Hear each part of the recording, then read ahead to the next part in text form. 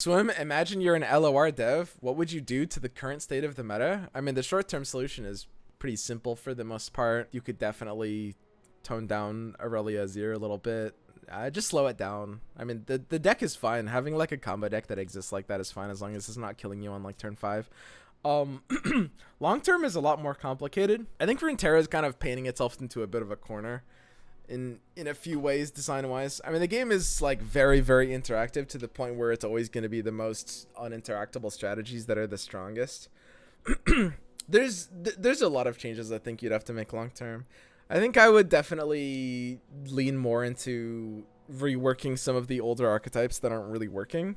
I miss being able to float spell mana on turn 1 and 2 and then not die the turn after. This is so true, dude. Like, you actually just can't do that anymore. I don't know, man. Like, this game has sped up kind of a ridiculous degree. Like think about it, guys. So, a couple of weeks ago, you know, someone did very well in a tournament with Targon's Peak. Targon's Peak is a pretty cute deck right now. It's really not bad, you know, with where's my Targon's Peak version? Yeah, I mean, I haven't even really updated this because there's no point. I was thinking about updating it. And eventually this kind of concept will make sense in the meta. But like play out the game in your head. Like seriously, think about it. You're Targon's Peak and you queue into Aurelia Azir. You high roll the shit out of the game, okay? You're high rolling the ever loving shit out of this game. You get a discount. You get like a moon silver off of Sketcher. You play your Targon's Peak on turn 4. On turn 5, it discounts Feel the Rush, and you immediately insta-jam a 0-mana Feel the Rush on the board. You still lose. You're fucking dead. Like, that's so crazy. Like, you're still dead on turn 5 immediately in that matchup. Like, think about that. Think about how crazy that is. How do you make high cost cards viable? I'm going to take that question. I'm not going to just say high cost champs, although we can focus on champs if you want. So high cost champs, the thing that there's two things that strike me immediately, which is, first of all, obviously you can make them cost slightly less, which is, yeah, you guys are saying just like don't make them so high cost, which is funny, and honestly it is kind of true. Like, there's some that, you know, some of the 6s could be like 5 mana cards, like Lux could be a 5 mana card, and like some of the 7s could be 6 mana cards. Sure, you can have high cost champions without having them as costly. I think the biggest thing in general that's going to make a difference for high cost champions is for them to effectively do something when they get played. I think is going to matter the most. Right? I think that's the biggest problem with cards like, for example, Malphite. Because when something is high cost, the downside is you're sort of spending your entire mana pool on that action. And if it's just like a stat line that's not really affecting much, it feels like that's not really going to be able to slow down the game, right? Like, Sejuani is a pretty good example of something that at least has, you know, a bit of an impact when it gets played. And, I mean, Sejuani isn't really, like, super scary for a lot of reasons. Like, she's pretty hard to level up in any meaningful way outside of course, like, basically one deck right now. But the fact that Malphite, like, even if you play him post level up, that's kind of the crazy thing. Like, even if your Malphite is pre-leveled and you just, like, you know, throw him down, he doesn't even really do anything right away. I mean, if you have banked mana on top of that, and if you have the attack token, then you can Unstoppable Force on the same turn for a second action. But that's still quite a decent amount of issues, you know? Just make Malphite summon chip on play. Yeah, the problem with Malphite is Malphite literally doesn't do anything. I think the bigger thing is to just, like, extend this to some of the high cost cards in general, which I think is something that's pretty important. Because, again, Legends of Runeterra doesn't really have enough ways of ending the game. So the funniest thing to me, when everyone was saying, like, Atrocity should be slow speed, like, they're basically saying Legends of Runeterra has too many viable finishers, which is the most hilariously backwards thing. Like, guys, there's extremely few ways to actually end a Legends of Runeterra game. It's like to the point where you're sort of locked into some fairly narrow range of stuff, right? And obviously, I mean, there's different ways to be able to end the game, but there's really not a ton in Runeterra. And I think that having some of the more expensive cards be less of just like value engines. Like, for example, I personally think it was a really I still to this day I actually don't understand why they nerfed Riptide Rex. That to me is still pretty confusing, because that happened after the Bilgewater nerfs, and the devs even specifically mentioned, like, Ruben was talking about like why they shouldn't nerf Riptide Rex, basically like why Riptide Rex doesn't need to get a nerf. There was a whole like Twitter thread about it, and I agreed on every account. And then like Bilgewater already got nerfed in a lot of different ways, and those nerfs were fine. Although at this point in time, now that the game has gotten power crept, I think they were definitely over nerfed. But like looking back, even after all that, they went back like a month later and nerfed Rex, and that was like the most bizarre thing ever. I think that more cards like Rex are good. I'm very happy with a unit that has a scary on play effect, right? This is kind of like the easiest way to do this.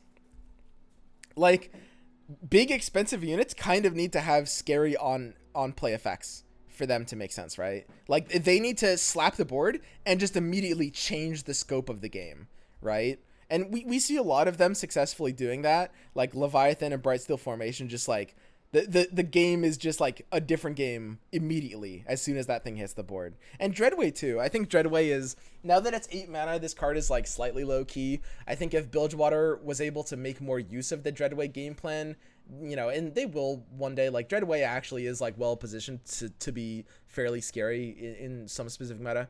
Faron does that too, and that's exactly why Faron is viable.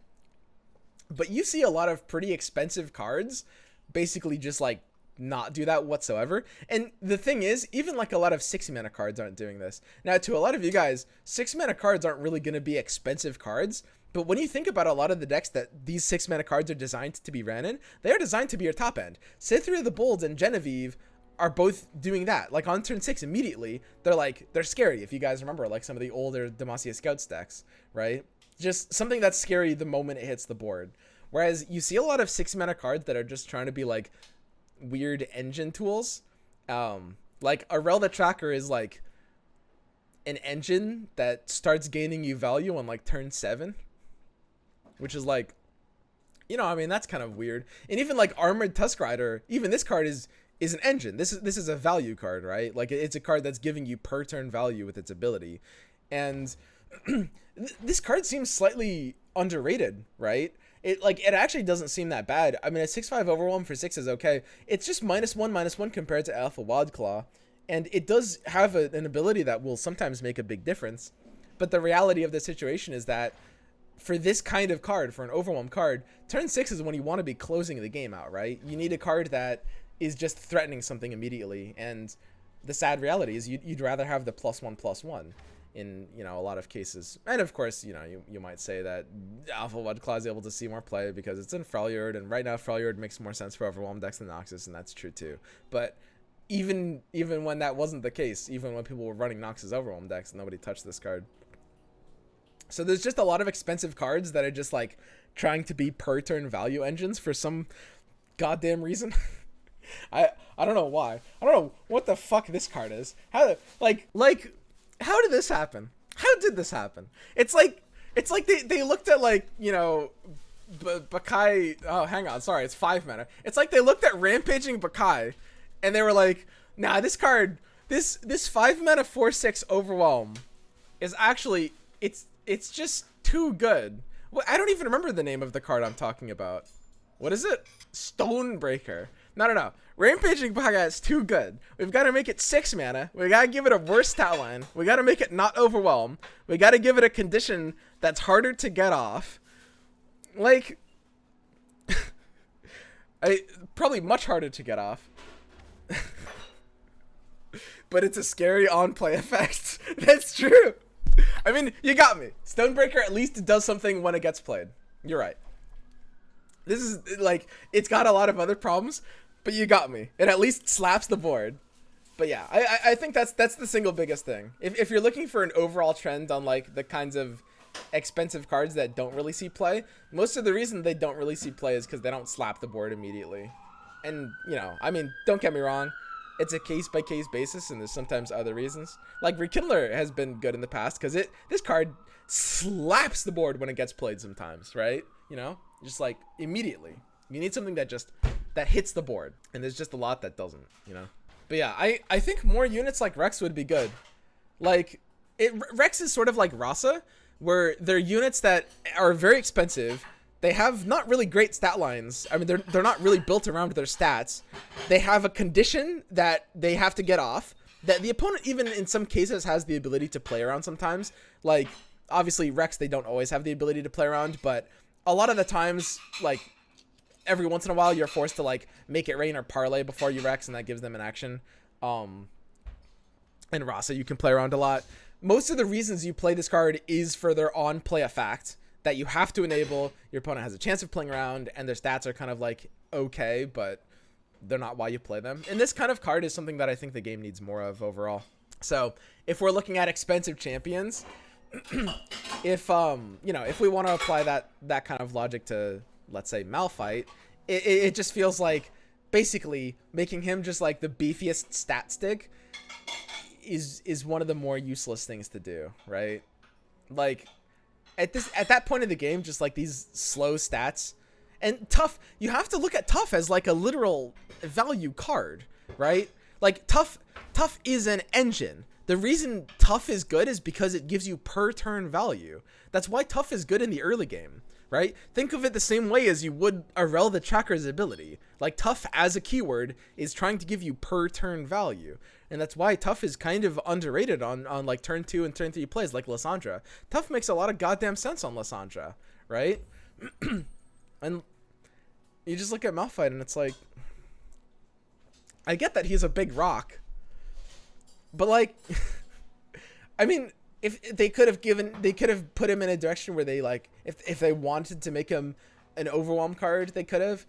If they wanted to give him an on play, they could have given him like a stun 1 unit, like how Sejuani does a stun. Obviously, some of these, you might say, well, if Malphite stunned 1 unit, he might be a little good. Well, okay, make his stats weaker, if you want to, but like, there's a lot of ways of balancing things. But just making him like the biggest stat stick is just kind of weird, right? I wanted to ask you this so much. What do you think about current MIR? Wait, what the hell is MIR? Make It Rain? Oh, Make It Rain. Make It Rain is a really powerful card. So for those of you guys who don't know, the card used to be 2 mana, and this was one of the big Bilgewater nerfs. The short answer is, I think Make It Rain back then was pretty nuts, and was something that could have been nerfed. So they nerfed Make It Rain basically right before they printed Targon, and the game got pretty substantially power crept right around at the same time. I think while I was fine with it being nerfed at the time, at this point in time, they want the power level of cards to be higher, and Bilgewater feels definitely very gutted. I think that some of the nerfs to Bilgewater could definitely be fine being reverted, and those being like, yeah, some of the NAB package cards. I really don't like how they nerfed NAB, by the way. I think NAB is a perfectly fine mechanic. It's something I talked about before, but I would much rather. So the reason NAB was kind of toxic before was because it was just really easy to get these like chains that would feel like they locked out the game. Like, if you had a hand of like Black Market Merchant double Pilfered Goods, by the way, Pilfered Goods used to cost 2 mana, or like double Merchant single Pilfered Goods, it was just so easy to do these ridiculous like turn 3 or 4 plays that were very common, where you would literally just like, after banking a bit of mana, you would play like Merchant double Pilfered all off of the same plunder trigger, and that was a little too much. I would have preferred nerfing the card's effective ceiling for value instead of their floor, basically. Which is something that I was saying at the time. But for example, and there's a few ways to do that, but they could have basically made Black Market Merchant like the first time you draw an enemy card every turn, reduce its cost by 1, and that would have forced you to like trigger plunder off of different turns, or something like that. Instead of making Pilfered Goods 3 mana, and instead of making Black Market Merchant a 2/1, I would have preferred just like hurting the ceiling of this effect and hurting those ridiculous chain draws more than actually just like making the floor of the cards bad. Because I think like at the point where the floor of these cards has been gutted, they feel a lot. They don't really feel great to play. And like I said, I mean, Nab was kind of frustrating, but I think a lot of that, a really large factor of that, was just the fact that sometimes it was way too common for them to just have these nut draws. And now that all these cards have been nerfed, it feels like Bilgewater doesn't really have like a core identity, right? Like Bilgewater seems like a lot of random junk without much tying it together, They have a few things for the Pirate archetype, and they have a few things for the Deep archetype, and they have a few things for the Twisted Fate archetype, but there's no like, without Make It Rain existing as a card that makes sense anymore. This was kind of supposed to be like one of Bilgewater's like sort of core spells. And like I said, I'm fine with it going to 2 mana at a time, but a lot of the nerfs that happened around that same time, right before they power crafted the game with some of Targon's cards. And I want to clarify, it's when I say Targon power crafted the game, I'm not even really just exclusively talking about the Targon cards, but just Call of the Mountain cards in general. They printed a lot of good cards here, and a lot of them were Targon cards, but a lot of cards ended up being powerful around the same time, or like buffing cards. Like these were the patches where they buffed Lee Sin and stuff like that. And a lot of things just got a lot stronger. Like, yeah, I mean, we got Fortune Croaker, which was a big addition for, Twisted Fate decks, as well as even like Tom Soraka at the time was a new deck.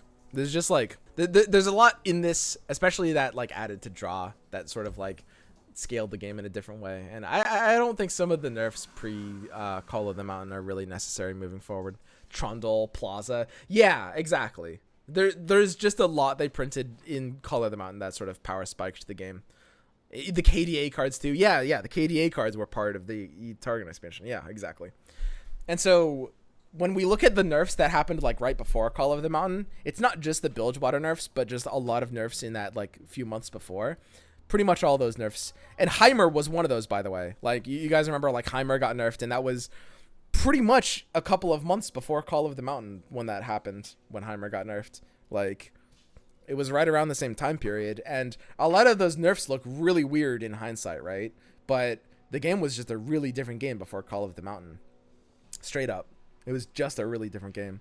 And so, yeah, Heimer would absolutely be on this list of weird nerfs that sort of like didn't really need to be nerfed in that way. Maybe even Karma. Yeah, some of you guys are saying, Karma going to 6 mana. That's probably arguable. I wouldn't have any problem with a 5 mana Karma. Yeah, Heimerdinger is kind of weird. Someone on the Discord was saying last night that, I mean, it's like Zillion is a 2 mana 1/4, and Azir is a 3 mana 1/5, so Heimerdinger should just be a 5 mana 1/7. And like, obviously that's not true, but it really does make you think. It's like, yeah, I mean, this card definitely feels really outpaced. Don't get me wrong. I mean, the problem with Heimerdinger that I was talking about a while ago is he feels very polarized. Make Heimer's level up actually do something. I would honestly like that. I think Heimer's level up feels pretty bad. It feels like it should have some kind of payoff that's sort of like part of the reason why you're running Heimer. Like something that actually, allows you to end the game in some way. Something that maybe his level up could do something sort of similar to Adaptatron, where it, in some kind of way, and this could work in a lot of different ways, but in some kind of way, it allows your turrets to give each other keywords to some degree in some kind of process, so that it turns into like something that can start ending the game. Because Heimer's level up basically just does nothing right now, and it kind of never has. Like, you've never ran this champion for its level up, and that feels like a wasted opportunity. I think that more champion level ups should have a way to actually like close out the game in some kind of way. And this is something that, I mean, some of you guys remember we were talking about like Yasuo a week or two ago, and I was saying like I think Yasuo should have been reworked to sort of like be striking things in his level 1, and his level 2 form in whatever way should be able to offer some kind of like win condition, sort of like Lee Sin's, right? And obviously some of the numbers would have to be rebalanced in a lot of ways, but it feels like a lot of the champion level ups just don't really have a transition into a game win plan that they need. And for champions, not every champion needs this, but for champions like Yasuo and Heimer that are sort of like lacking a way to actually in some way end the game, That would be nice.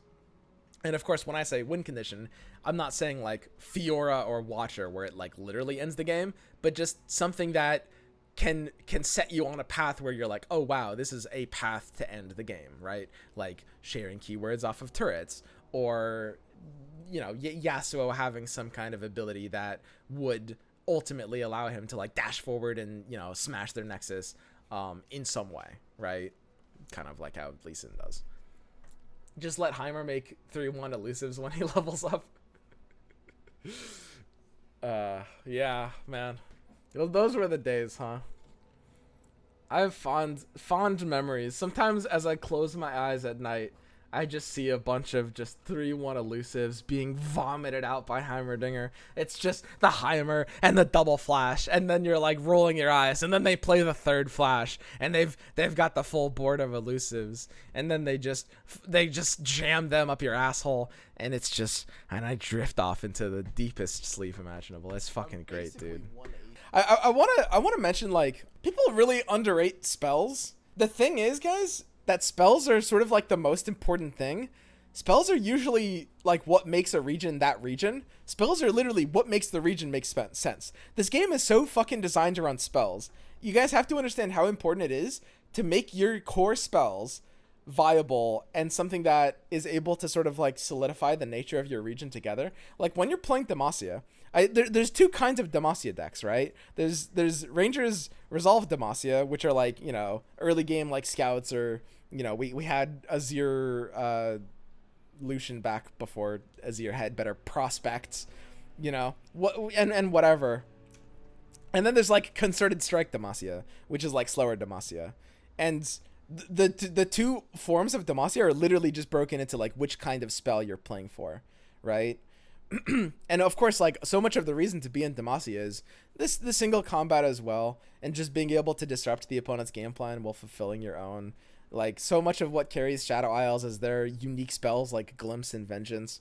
Like, I don't know. Spells are kind of the most important thing. And straight up, one of, you know, the reasons you're in Freljord, again, there's kind of two kinds of Freljord. You're either sweeping the board with the sweepers, or you're running it for basically this fucking card. I'm not even really exaggerating. This card is nuts. That's not a bad thing. It's not that Cholchant shouldn't be nuts, but it's important to understand that, like, I mean, archetypes are almost defined by their core spells. Like, the units are very secondary to that. I think more secondary than people are realizing. When people say that Ionia and Bilgewater doesn't really work well as a region combo, because people have said that, for example, talking about like Aurelia MF or, you know, Fizz Syncopation and stuff like that. Like, the reason why that is because of their spells. That's it. It's because these two regions don't really have spells that give them the ability to interact with the opponent's board. That's why everyone was so goddamn excited for this card. And you can't run it in every single deck, but that's why Bone Skewer was such an exciting card. It's because it gives Bilgewater something that Bilgewater didn't have. Spells are super, super important. And there's been an outstanding Reddit suggestion for over a year now to make Twin Disciplines 2 goddamn mana. Why is this still a 3 mana card? Like, Ionia has no good spells. They have like 2. Like, and don't get me wrong, you know, Mudkip's saying that Ionia is not really designed to be a good combat trick region, and I agree with that. This card could be 2 mana. It wouldn't be like a premium combat trick, but it would at least be like playable in a way that makes sense, right? The spell is kind of what defines the region's identity and what the reason to be in that region. What you're able to do, because again, Runeterra is a game built around interacting with your opponent as much as possible, so it's no surprise that spells are usually how you do that. And I mean, there's certain exceptions to that, right? Like Merciless Hunter has some levels of powerful interaction that aren't tied in spells, and that's cool. But like, that's another reason where, you know, I'll take it back to Make It Rain and say, yeah, I think at this point in time, like, given the current balance of things, I'd be happy with Make It Rain being a 2 mana card right now, because Bilgewater doesn't really feel like they have like a core spell package. They just have like units. Well, what the hell are Bilgewater's core spells? This is kind of why Bilgewater is more of a support region, because they don't really provide core spells. Like, Ionia doesn't really have a lot of core spells either. Like, obviously, there's specific archetypes where, you know, Lee Sin can use some specific spells, and Deny is the closest Ionia has to a single core spell, and Deny in certain metas is very good, but now Shurima's got their own Deny. I mean, Homecoming might be closer to a core spell now that Shurima has their own Deny, and now that we have Droplet in the game, and that's cool, but it still feels like a little bit lacking. And it's a large part of the reason why like combining regions like this isn't really going to make that much sense. Notify is a solid core spell, right? You know, I'm happy with that, but it still doesn't really have like the inherent interaction with the opponent, right? That cards like single combat or concerted strike or Freljord's board sweepers do, or just, you know, like that level of thing, right?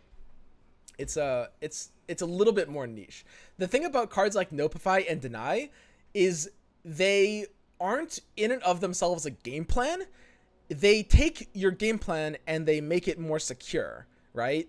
They're good at protecting whatever your deck's trying to do, but that's a sort of a degree removed from like the core cards that are like, you know, single combat or glimpse, in my opinion. But yeah, I think that spells should really be addressed. And also, speaking of which, I think that, I don't know, I still don't really like Shurima as a region, by the way. So here's the problem with Shurima, because a lot of people say that Shurima is like good now, because they'll pull up like a tier list or something and they'll be like, well, how are you gonna call Shurima bad? Look, all the best decks are running Shurima. Don't you see? Look at Shurima. It's owning the meta. It's making this meta its bitch. So how are you gonna say Shurima's awkward? Here's the problem with Shurima in a nutshell, which is very related to a lot of what you guys are saying, but here's how I'd clarify it. Shurima is inherently a region that has most of its cards dedicated to being like combo style cards, and it's almost entirely played as like an aggro region. Like, Shurima is a region that has like 80 bad combo cards and 4 good aggro cards. And the only reason Shurima is played is because of their 4 good aggro cards. I'm obviously exaggerating with those numbers, but like, that's kind of the problem with Shurima. And don't get me wrong, it is obvious that Shurima was meant to have a sort of like aggro side thing, but when you look at their cards, the core of the region is designed around this idea of kind of like, you know, enabling combos to work together, comboing your landmark pieces with each other, like ensuring that you're drawing the right cards at the right times and protecting your own deck's game plan with, you know, ways of reliability, with stopping interactability. Like most of its cards are dedicated combo cards. There's not many aggro cards in this region. It's not really an aggro region. It's just being carried off of this like this tiny cluster of aggro cards, and that's not really what the region is primarily designed to offer. Obviously, you know, regions do more than one core thing, and it's not a bad thing that one of the things, like aggro is one of the things Stream is trying to do. Absolutely. It is one of the things Stream is trying to do, but it's not even close to the most core thing.